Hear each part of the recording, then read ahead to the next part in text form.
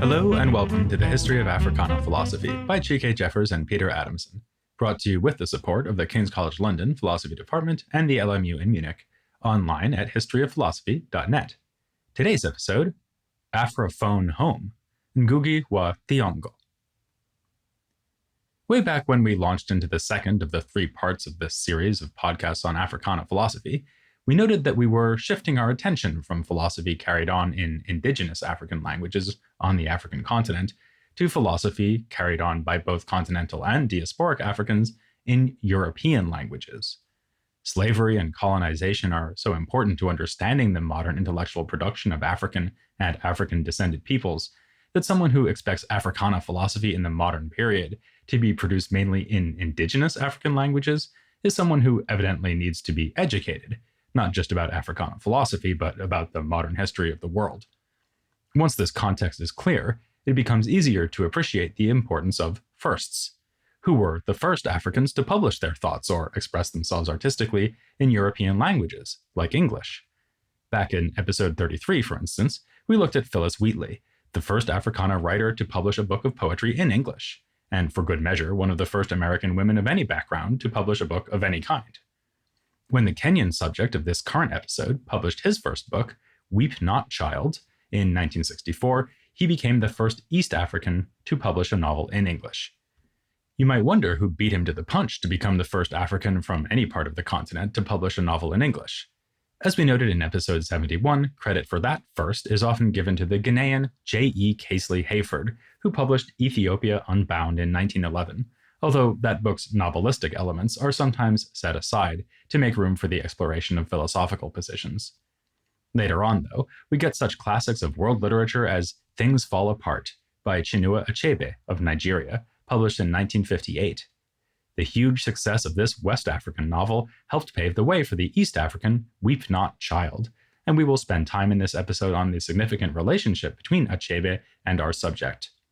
He was known at the time that he published that first novel as James Ngũgĩ, but importantly, by the early 1970s, he dropped the European name James and became known by the 100% African name Ngũgĩ wa Thiong'o. By the early 1980s, Ngũgĩ had established himself as perhaps the greatest champion of Afrophone literature, that is, literature written in African languages. He has written a number of novels and other creative works in Gikuyu, his native tongue, and has defended this choice, reflected on it publicly, and with great philosophical depth. He is thus a first who came to reject the value of being that kind of first. If his publication of a novel in English in 1964 is symbolic of the importance of writing in European languages for modern African literature, his later stance points towards a future in which writing in European languages will finally cease to be the dominant method of communicating artistically and intellectually for Africans. Of course, this way of pointing toward the future is also a way of pointing to the past, to the time before the last 500 years, back when there was no reason to expect African thought to be expressed primarily in European languages. Ngũgĩ was born in 1938 in a village called Kamiritu in central Kenya. His ethnic group, the Gikuyu, also commonly known as the Kikuyu, is the same people ethnographically described in Jomo Kenyatta's pioneering book, Facing Mount Kenya. It was in fact published the same year in which Ngũgĩ was born. When we last discussed Kenyatta's book in episode 111, we mentioned his explanation of the formation of Karenga schools, free from missionary control and rooted in Gikuyu custom, inspiring Maulana Karenga's choice of his own last name. Ngũgĩ himself went to a Gikuyu independent school called Mangu Karenga from when he was 10 until about 15, at which point the school was closed and reopened under government control. Then in 1955, Ngũgĩ got into an elite boarding school, Alliance High School.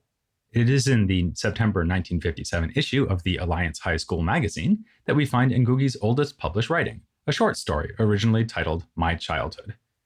In one of his memoirs, Ngũgĩ relates the deflating experience of discovering that the published version of the story was not only given a new title, namely I Try Witchcraft, but also that there was an editorial insertion that had the fictional narrator assert that Christianity was without doubt the greatest civilizing influence, and as it crept in amongst the people, many began to see the futility of putting their faith in superstition and witchcraft. The story was meant to poke fun at childhood superstition, semi-autobiographically depicting a child who believes he can summon any loved one by whispering the person's name into an empty clay pot, a strategy that ultimately fails. But with the editorial insertion, this lighthearted reflection on childhood was transformed into, as Ngũgĩ puts it, a condemnation of the pre-Christian life and beliefs of a whole community. One can easily imagine how this early experience, this loss of control over his own narrative, shaped his later determination to write in a way that was truly free of domination by European perspectives. Ngũgĩ has authored a number of memoirs in the 21st century, looking back upon his development into the writer and thinker we know today. Dreams in a Time of War, published in 2010, covers the earliest parts of his life, while In the House of the Interpreter, from which we have just quoted, was published in 2012 and covers his time at Alliance High School. These memoirs help us to situate Ngũgĩ in relation to various figures and themes in the tradition of Africana thought. Someone who comes up often in Dreams in a Time of War is Harry Thuku, a Gikuyu activist who was the preeminent voice for African nationalism in Kenya in the early 1920s. As Ngũgĩ notes, Thuku was deeply influenced by Marcus Garvey, that most preeminent of preeminent nationalists in the 1920s. When colonial authorities arrested Thuku and fired upon a crowd who were protesting his arrest, resulting in a massacre, Garvey spoke out about it in New York and sent a telegram about it to the British Prime Minister. Ngũgĩ reflects on the possible impact of these events on his father, who was living and working in Nairobi, Kenya's capital at the time. Even the rural Karinga school that Ngũgĩ attended can be related to Garvey's influence. Ngũgĩ tells us that the founding of the earliest independent school in central Kenya was strongly influenced by Thuku's Garveyism. Furthermore, the Kikuyu Karinga Education Association, of which Ngũgĩ's school was a part, was religiously affiliated with the African Orthodox Church, which first came to Kenya by way of South Africa. Bishop Daniel William Alexander, a South African who seems to have been of Caribbean background on his father's side, brought the church to Kenya in the mid-1930s. As Ngũgĩ points out, though, the church was first founded in the United States by an Antiguan and was a direct outgrowth of Garvey's movement. Ngũgĩ writes, "The American African Orthodox Church had been formed by another Alexander, Bishop George Alexander Maguire, who earlier had been chief chaplain of Marcus Garvey's Universal Negro Improvement Association." Little to no attention has been paid thus far to the fact that we can connect two of the major figures in Africana thought still living today, namely Maulana Karenga and Ngũgĩ wa Thiong'o, back to Marcus Garvey through this crucial role of the African Orthodox Church in the independent school movement. While Kenyatta associated the Kikuyu word Karenga with being pure-blooded, Ngũgĩ offers us an interpretation of the term that ties it more expansively to religious and cultural purification. He writes, "Karenga was the self-chosen term for orthodoxy in both tradition and religion. Christianity would be shorn of Western propensities and tradition of negative tendencies, the African being the judge of the shape and direction of change." When Ngũgĩ describes the takeover of the school by the colonial government, he laments the various ways in which African cultural nationalism receded from his education. Now, here's a pop quiz for longtime listeners. If Garvey was so influential, who was the leader that Garvey most famously cited as having been an influence upon himself? Kudos to those who recall that it was Booker T. Washington, with extra points to those who can name the book of Washington's that Garvey cites as having changed his life. Up from Slavery. This book is among the most widely read autobiographies in the history of world literature, so it is unsurprising that, as Ngũgĩ was growing into an avid reader during his time at Alliance High School, he came upon several copies of Up from Slavery in the school's library. He was struck by the similarities he found between the American world, depicted by Washington, and the one he knew in Kenya. The thought occurred to him, the difference between colonialism and slavery seemed to be a matter of degree. Ngũgĩ found his sense of determination and his thirst for education mirrored in Washington, but disliked his accommodation of structural racism. As Ngũgĩ puts it, "I felt uneasy about his asking Black people not to agitate for social equality. Self-reliance and self-effacement were contradictory ideals." By judging Washington's program to be not merely wrong-headed, but rather self-contradictory at its heart, Ngũgĩ was unwittingly arriving at the same conclusion drawn in W.E.B. Du Bois's The Souls of Black Folk. Ngũgĩ tells us that he was only later informed of Du Bois's critique by a Pan-Africanist friend of his at Alliance. Alongside these connections to the wider world of Africana thought, the tumultuous situation in Kenya during his coming of age is another key to understanding Ngũgĩ's development. Kenya was a settler colony in which indigenous Black Africans lacked the rights and privileges accorded to white settlers, not least with regard to land ownership. During the 1950s, a movement arose amongst the Gikuyu, which sought to respond to this racial inequality with violent resistance. It was known eventually as the Kenya Land and Freedom Army, or more famously, the Mau Mau. Through widespread propagation of the British perspective on the conflict, this more famous name for the group became synonymous with terrorism, bloodthirstiness, and irrationality. More recently, however, scholars like Caroline Elkins have shed light on the shocking brutality and large-scale injustice of the British response to the so-called Mau Mau Rebellion, or as it is also known, the Kenya Emergency. Elkins uncovered evidence that almost the entire Gikuyu population was detained at some point, and in some form, during the emergency. Terrible methods of torture were used at the prison camps, where those suspected of involvement or sympathy were held. Whatever one's moral evaluation of attacks and killings by the insurgents, who in fact killed many more Gikuyus loyal to the British than they killed white people, Elkins points out that the murders perpetrated by Mau Mau adherents were quite small in number when compared to those committed by the forces of British colonial rule. After Elkins published her book on the subject in 2005, a court case against the British government by survivors of detention camps led to an unprecedented settlement by that government with the survivors and to the revelation of previously hidden government documents, further validating Elkins' account. Ngũgĩ and his family provide us with telling examples of the difficulties and complications of life during the emergency. His older brother, Wallace, joined the Land and Freedom Army, while other brothers of his, by way of other wives of his father, found themselves on the Loyalist side, agents of the colonial state. Another brother, Thiong'o, was tragically murdered when he saw people running and followed suit. A white officer called for him to halt, but as Thiong'o was deaf, he did not hear and was shot in the back. Ngũgĩ's mother was detained, questioned, and tortured in attempts to locate Wallace. When Ngũgĩ returned to Kamerithu from his first year away at Alliance High School, the village had been evacuated and destroyed as part of the government's efforts to disrupt the insurgency through the forced resettlement of Gikuyu people. In short, then, the war in Kenya in the 1950s shaped Ngũgĩ in countless ways, and this fact set the stage for him to become the single most powerful voice commemorating the epoch in literature. Indeed, Weep Not, Child, the novel that made Ngũgĩ the first East African to publish a novel in English, depicts a boy coming of age during the emergency, overlapping in various ways with Ngũgĩ's actual experience. Among the historical events recorded in this important work of fiction is the interrupted leadership of Jomo Kenyatta, who returned to Kenya from his time as a student and activist in England in 1946. As leader of the Kenya-Africa Union, he became the foremost defender of African rights in the colony. This is dramatized in Weep Not, Child, when Njoroge, the main character, begins to identify the Gikuyu and other Black Kenyans with the Israelites of the Bible, coming to the conclusion that, although all men were brothers, the Black people had a special mission to the world because they were the chosen people of God. This leads him to infer that, because Black people were really the children of Israel, Moses was none other than Jomo himself. In 1952, though, Kenyatta was arrested along with 5 other nationalist leaders and charged with being the mastermind behind the Mau Mau. This was a flimsy charge with no basis in reality. Kenyatta was for peaceful change. He was convicted nonetheless, and from 1954 to 1961 was a prisoner and an example of the colonial administration's commitment to breaking the spirit of anti-colonial resistance by any means necessary.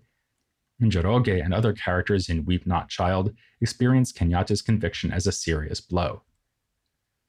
While Weep Not, Child was the first novel that Ngũgĩ published, it was not the first one that he wrote.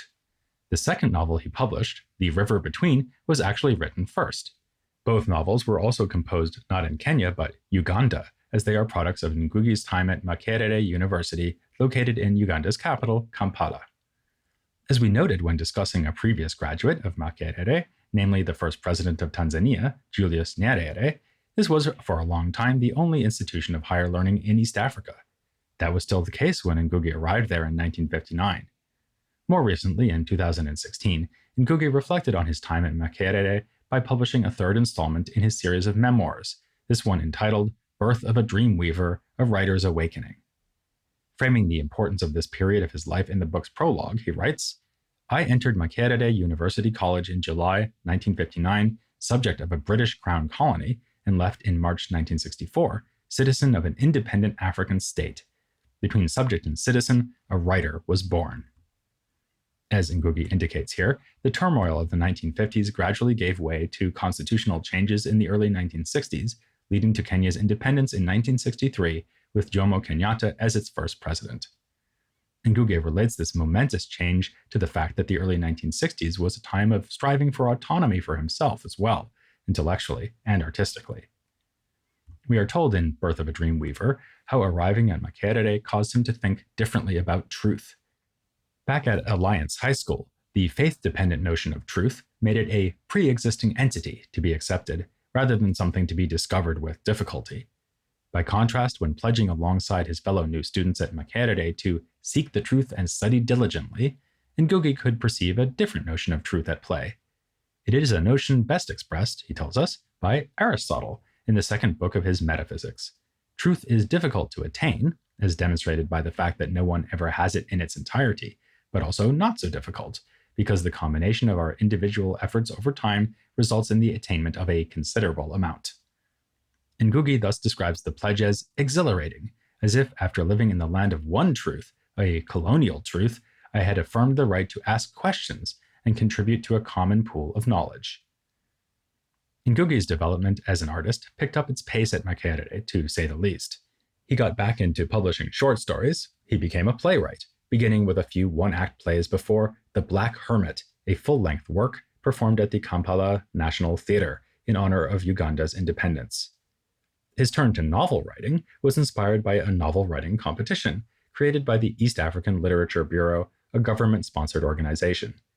He challenged himself to write something from the perspective of someone growing up in Kenya that would be as compelling as the depiction of coming of age in Barbados in George Lamming's In the Castle of My Skin, a pioneering novel from the Caribbean published in 1953. Lamming's novel so impressed Ngũgĩ that he would later study it in depth as a literary critic and conclude that, although it is set in a village in a period well before any of the West Indian islands had achieved independence, In the Castle of My Skin is a study of colonial revolt. Finding it hard to write about boyhood during the emergency, though, Ngũgĩ ended up setting his first novelistic effort a few decades earlier, making the transition from girlhood to womanhood a major theme. This is because the novel is about that time of controversy over the right of female circumcision that first resulted in the creation of independent schools. The character Muthoni represents the controversy in a number of ways, as she rebels against her Christian father and seeks to be circumcised so that she can be a woman made beautiful in the manner of the tribe.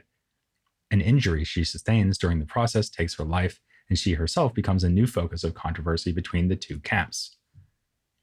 How did it come to be that this first completed novel, known under a few other titles before it became The River Between, came out second?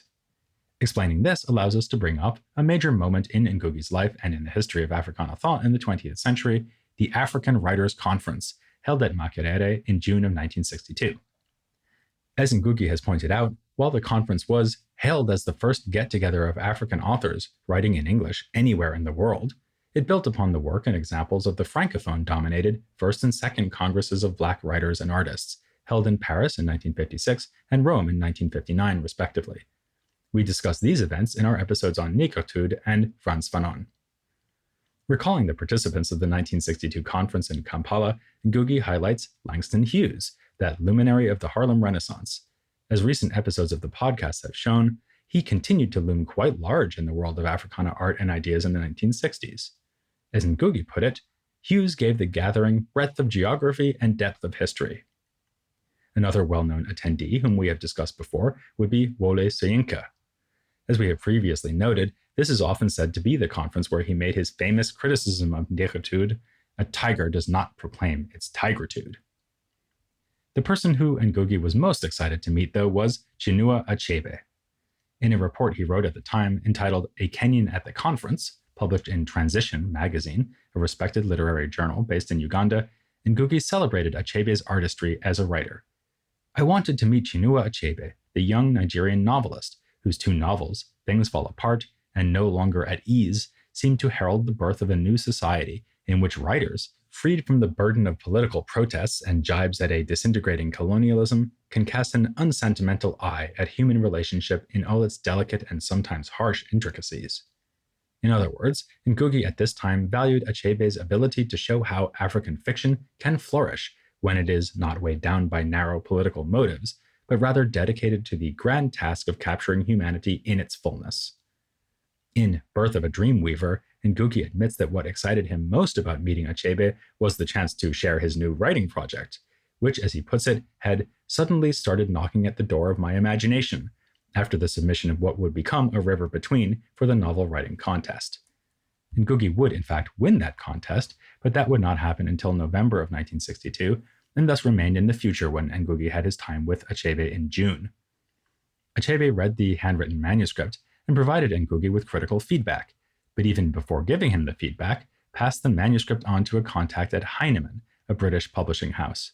The iconic Heinemann African Writers series, for which Achebe agreed to serve as editorial advisor, published Weep Not Child in 1964 and then The River Between in 1965.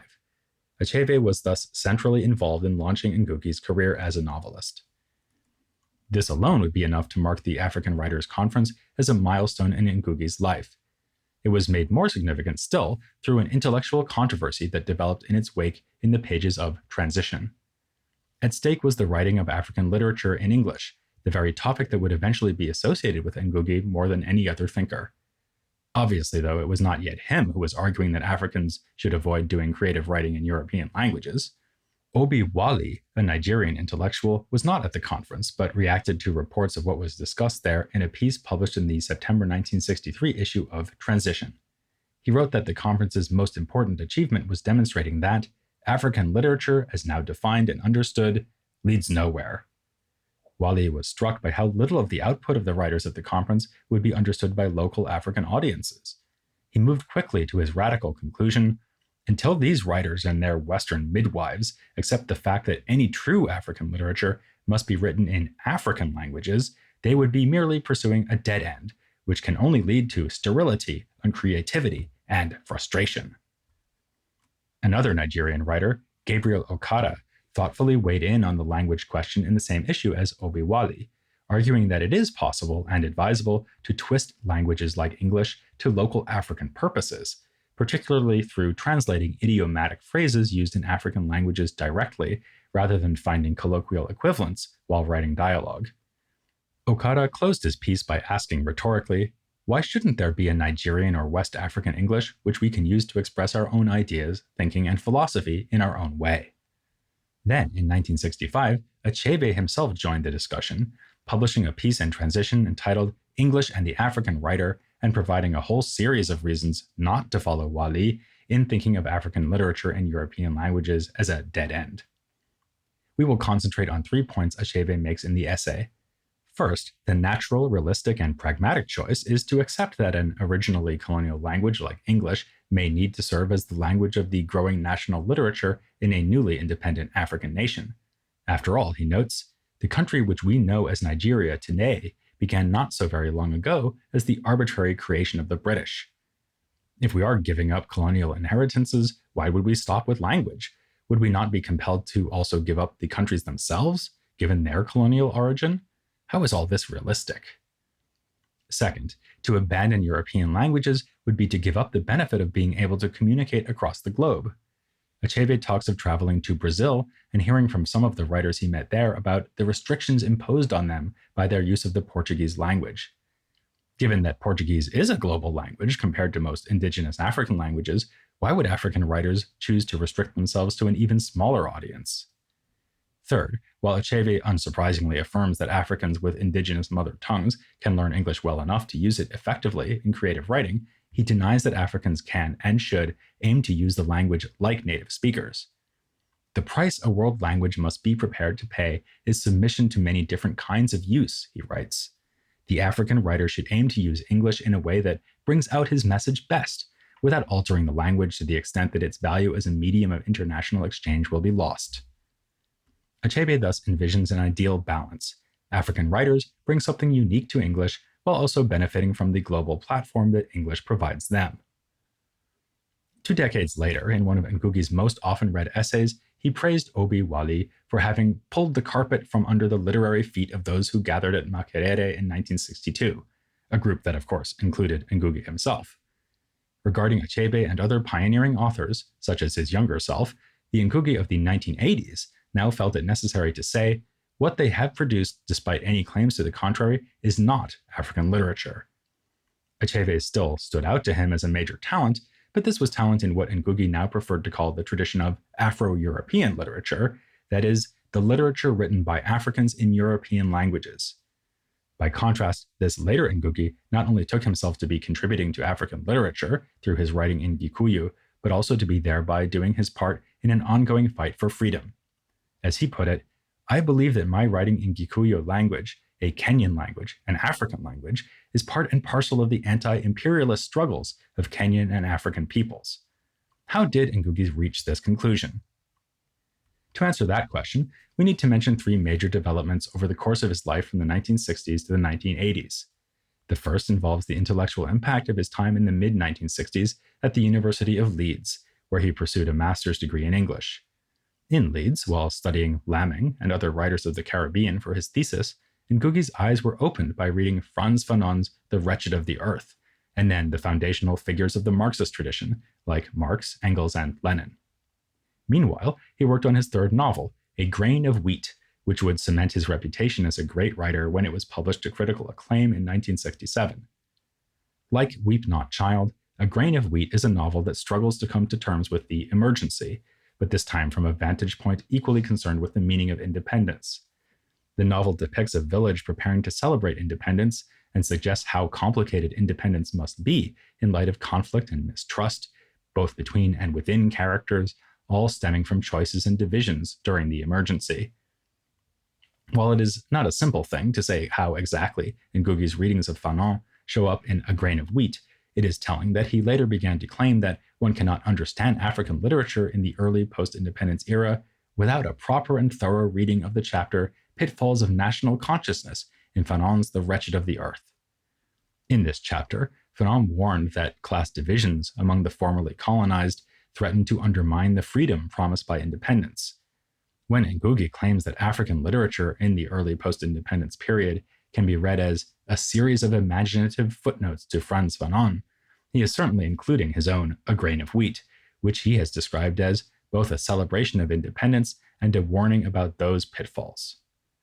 More generally, by the time Ngũgĩ left Leeds, his perspective was fundamentally shaped by Fanon and Marxism, influences visible in various ways on all his art and thought since then. A second milestone came with his time in the late 1960s as a lecturer in the English department in the University of Nairobi. Here, he joined together with two lecturers from the university's Institute of Development Studies to write an internal memo recommending the abolition of the English department and its replacement with a new Department of African Literature and Languages.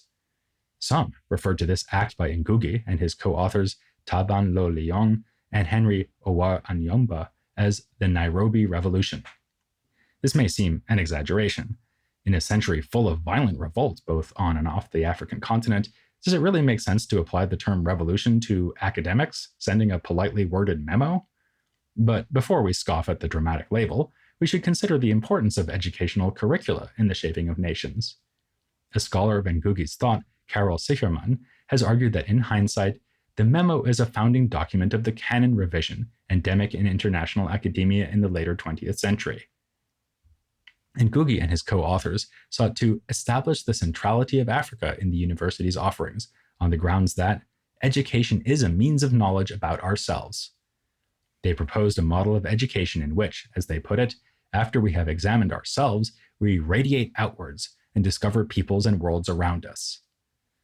In the wake of the controversies stirred up by the memo, the Department of English was renamed the Department of Literature and did become more Africa-focused than before. A Department of Linguistics and African Languages was also created. When Ngũgĩ published Homecoming, his first book of essays, in 1972, he included the memo as an appendix, bringing its bold vision of educational reorganization to a much wider audience. A third major development in Ngũgĩ's career is even more obviously relevant to Obi Wale's plea for African writers to write in African languages, namely that Ngũgĩ started writing in an African language. It was a long time coming. As early as his time in Leeds, shortly after finishing A Grain of Wheat, he admitted in an interview for a student newspaper, "I have reached a point of crisis, I don't know whether it is worth any longer writing in English. The first chapter of Homecoming is an essay called Towards a National Culture, which concludes, increased study of African languages will inevitably make more Africans want to write in their mother tongues and thus open new avenues for our creative imagination. Yet, by the late 1970s, Ngũgĩ was still writing creatively in English, publishing his fourth novel, Petals of Blood, in 1977. The big change came with the second of a pair of plays that he co-authored around this time. First, with an old friend from Makerere, a talented woman named Michere Gitai Mugo, he co-wrote a play in English called The Trial of Dedan Kimathi. It made its debut in Kenya in October of 1976, ahead of its performance as part of Kenya's contribution to FESTAC in Nigeria in February of 1977, though Ngũgĩ himself does not seem to have made it to Lagos for the festival, unlike many of the figures we've discussed in past episodes. This play is important for its explicit valorization of the Land and Freedom Army, the so-called Mau Mau, through a heroic portrayal of Field Marshal Dedan Kimathi, the most famous leader of the resistance, who was captured by the British and executed in 1957. In a preface to the published version of the play, Ngũgĩ and Mugo wonder why it has taken so long to see this kind of artistic celebration of the heroes and heroines of the struggle. Why were our imaginative artists not singing songs of praise to these heroes and heroines and their epic deeds of resistance?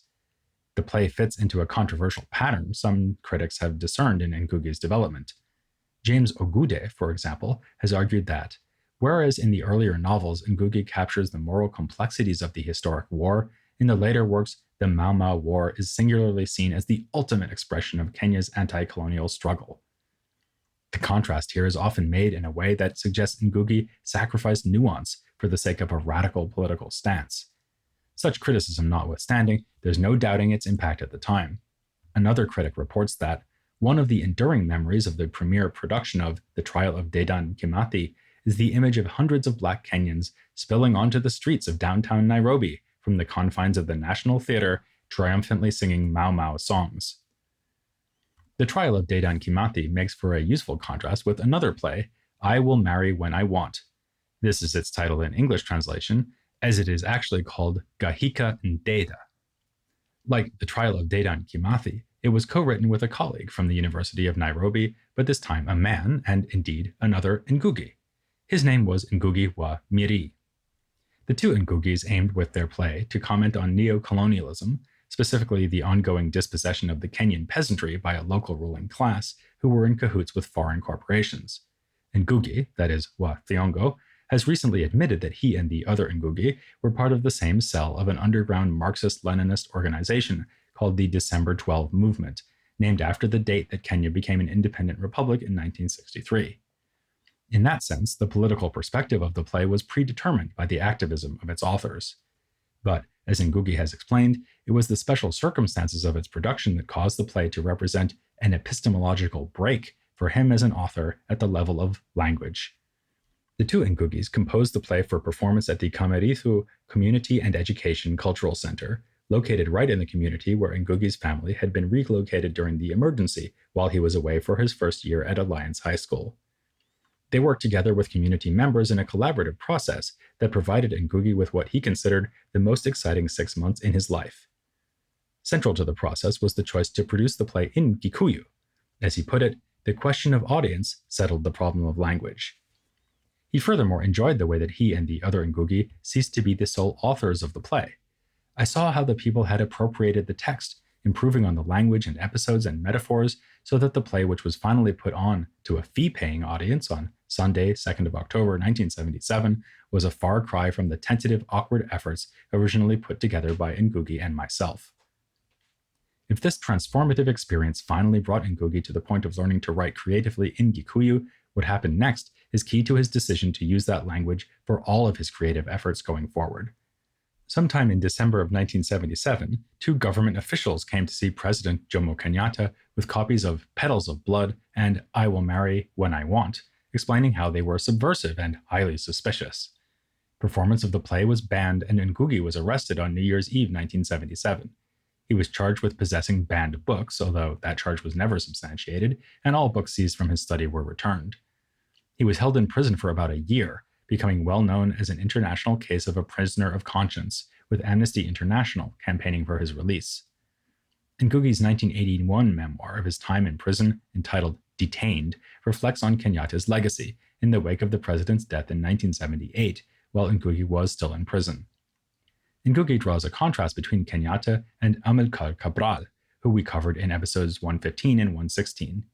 Ngũgĩ writes, "A leader of the people's movement who is of petty bourgeois origins, training, or position must, like Cabral, recognize this reality if he's going to transcend it by consciously rejecting his class to find a true and permanent regenerative link with the people." Kenyatta, in Ngũgĩ's eyes, was a petty bourgeois to the core, who never consciously rejected that class base, even while righteously fighting colonialism. Ngũgĩ concludes, "My reception of his death was then one of sadness. Here was a black Moses who had been called by history to lead his people to the promised land of no exploitation, no oppression, but who failed to rise to the occasion, who ended up surrounding himself with colonial chiefs, home guards, and traitors, who ended up being described by the British bourgeoisie as their best friend in Africa." But there was something else that struck Ngũgĩ while he was in prison, reflecting on the experience of doing those two plays. He thought to himself, wait a minute, I have been writing in English over the years, and nobody ever bothered with me. I write one play in Gikuyu, and I'm detained. This led him to a decision about what to do next. As he put it, I would attempt a novel in the very language which had been the basis of my incarceration. Like Martin Luther King Jr. before him, Ngũgĩ found himself composing a work on prison toilet paper. In Ngũgĩ's case, the novel Shetani Mutabairani, known in English translation as Devil on the Cross. This was the first of 4 novels that Ngũgĩ has written thus far in Gikuyu, and having traced his career up to the point of this change, we will close this episode by exploring some of what Ngũgĩ has said in defense of this change and in support of other African writers joining him in making the choice advocated by Obi Wali.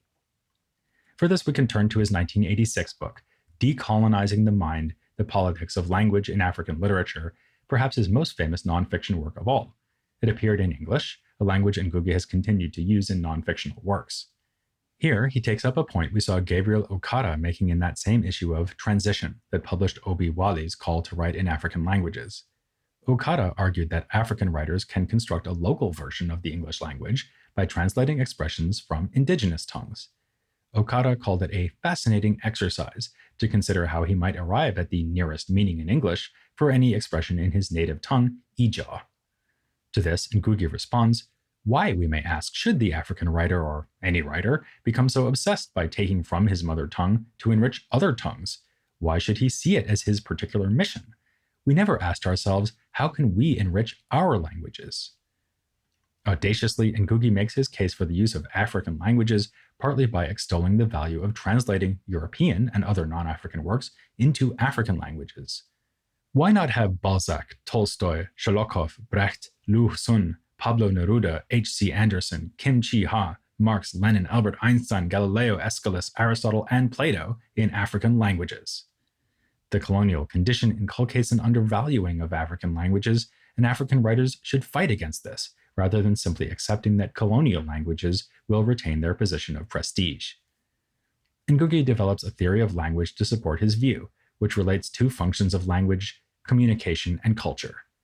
Communication is ultimately based in the cooperation required for the production of goods to meet human needs.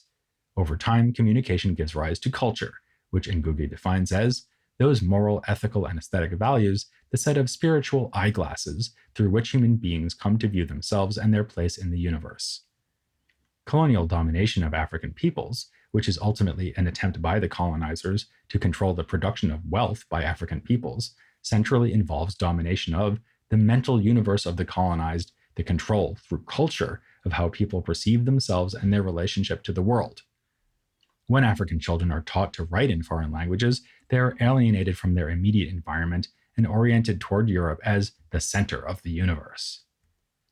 It should now be clear how Ngũgĩ relates the cause of using African languages for writing to the goal of total liberation from European colonialism.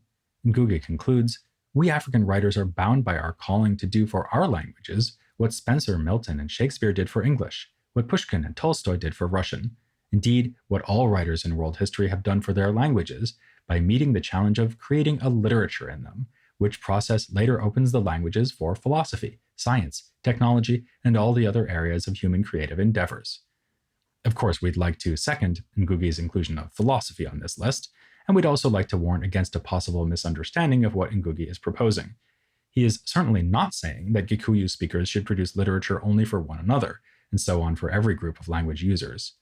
He says in another book of essays called Moving the Center that he is an unrepentant universalist, and that he is all for having works from every language translated into every other language.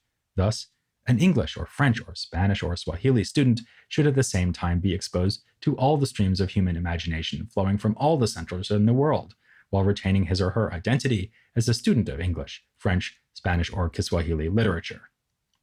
But what about the more pragmatic argument given by Achebe, that African authors would benefit from writing directly in a language that can be appreciated by as many readers as possible, which means writing in a global language like English? Ngũgĩ concedes that it is useful to have a language that can be read all over the world, and in fact points to the similar fact that in an African context, Kiswahili has the advantage that it unites many people from across East Africa. The problem with English is connected to the very way it became a global language. It is spoken all over the world because it was exported as part of the process of colonization. This is not true of Swahili, whose power as a language has not depended on its economic, political, or cultural aggrandizement.